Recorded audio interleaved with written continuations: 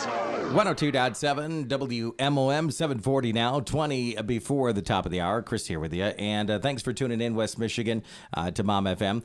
Over the last couple of months, we've been doing the Citizen of the Week recipient nominations and then honoring and recognizing those individuals right here on the radio, and as well as our Facebook feed. We are streaming this live on Facebook right now.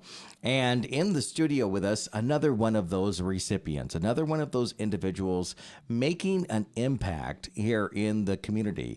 And in this particular case, for pretty much all of Oceana County, Sarah Schaner is joining us. Sarah, good morning to you. Good morning. Thanks for coming in this morning. Sarah is the 4-H coordinator for Oceana County, nominated through our website at WMOM.FM.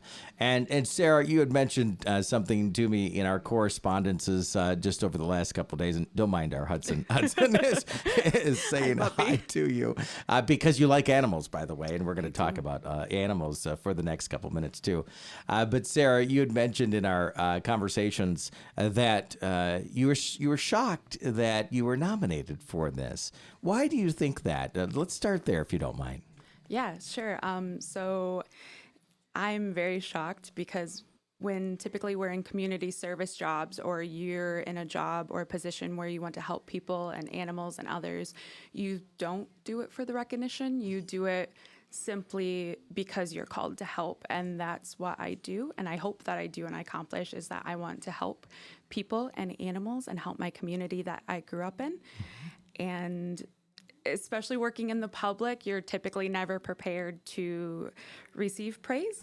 If that's kind of funny to say, you're always kind of prepared to, deal with the issues or fix the problems. That's what you want to do. So it catches you off guard when you get praise for things. Absolutely. But you know what?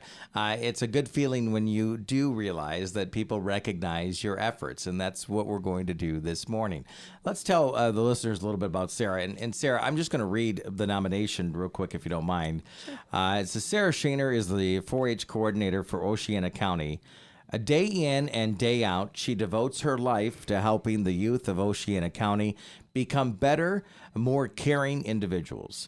During the Oceana County Fair, Sarah moved mountains to see it, that Oceana County youth would have the opportunity to see projects they had spent months working on come to fruition. And when you hear something like that, what's your initial thoughts there? I appreciate it very much. I know I definitely, I do those things with our Oceana County 4-H program. We have about 400 youth in our program. We are the largest extracurricular youth program in our county.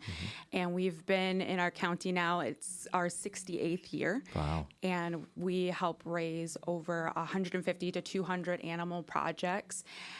But I also can't do it just myself. I have an amazing staff and team that work with us with MSU Extension in our office to put on those programs with the partnership of our Oceana County Fair. And it's a fantastic thing we're able to do every year. And 4-H is it's a program that instills such great character in individuals. You and I were talking before we went on the air that I was part of the 4-H program when I was a little kid, started in cake decorating when I was just in elementary, moved on to rabbits, and then also horses, which you're very involved in with horses there.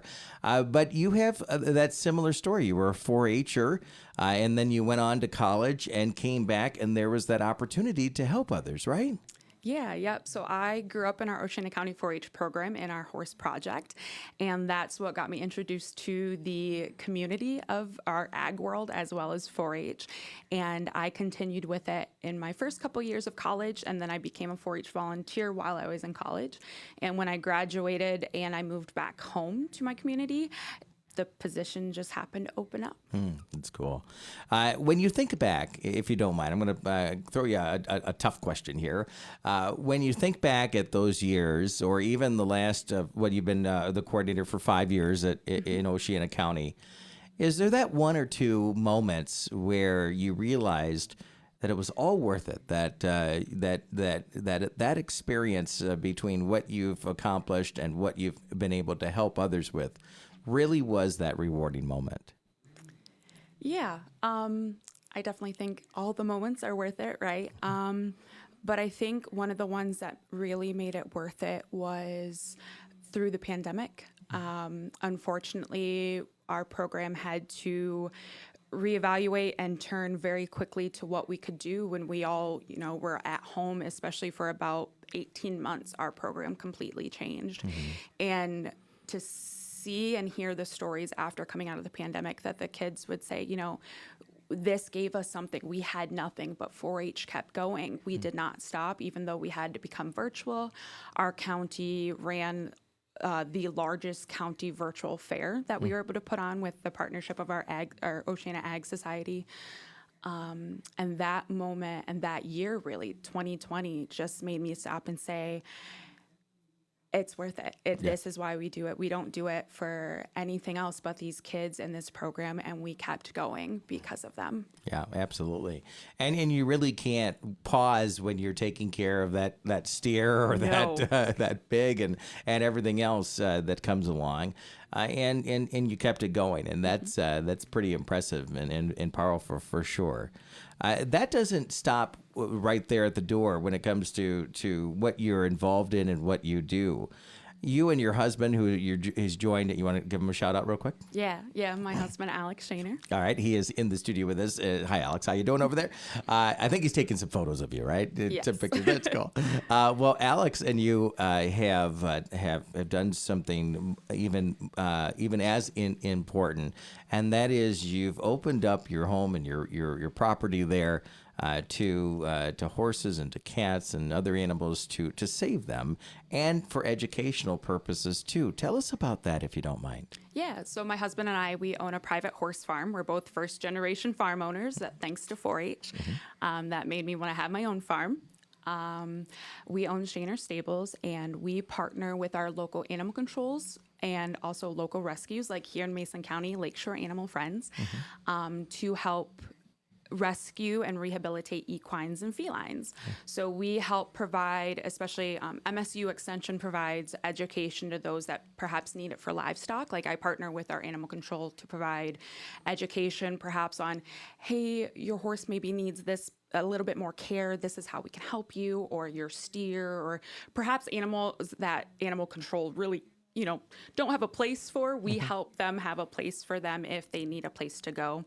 And then we take in felines that perhaps are unadoptable or that would take up too much resources through a rescue. We take the unadoptable cats and make them adoptable.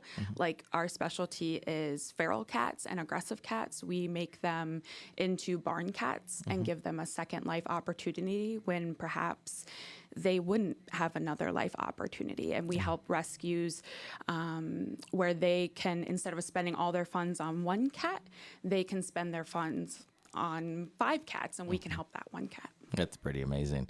Why did you want to do that? I wanted to do that because of my experiences growing up and such, and just seeing perhaps the lack of resources that we have for animals. And I'm a firm believer, if you know better, then do better. And I learned how to be better through 4-H. That's part of our motto, make our best better.